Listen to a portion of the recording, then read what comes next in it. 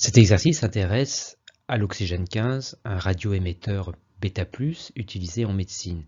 Dans la première question, on écrit l'équation de désintégration de l'oxygène 15, sachant qu'il est radioémetteur bêta+, c'est-à-dire qu'il émet un positon, noté E plus 1, 0, un neutrino et un rayonnement gamma. On en déduit le noyau fils en exploitant la conservation du nombre de charges. Il est égal à 8 pour l'oxygène.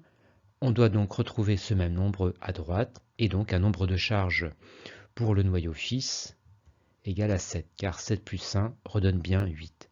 On exploite la conservation du nombre de nucléons, c'est-à-dire que la somme des nombres de nucléons à droite est égale à 15, le nombre de nucléons de l'oxygène. Et donc un noyau fils qui a un nombre de nucléons égal à 15, car 15 plus 0 redonne bien 15.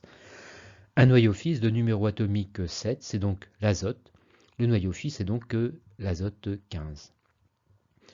Dans la deuxième question, on s'intéresse à l'instant T quand la population a été divisée par 1000 par rapport à l'instant initial qui correspond à l'injection de noyaux radioactifs dans l'organisme.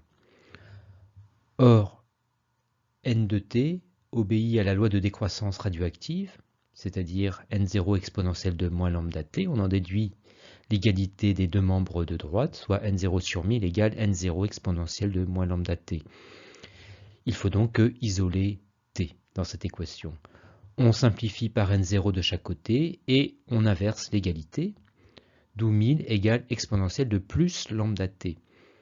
On applique la fonction ln de chaque côté pour isoler plus lambda t. Et enfin, on divise par lambda de chaque côté. On ne connaît pas la constante radioactive lambda ici, mais est donnée la demi-vie qui est de 2 minutes. On rappelle la relation entre la demi-vie et lambda. T1,5 égale ln de 2 sur lambda, soit 1 sur lambda égale T1,5 sur ln de 2.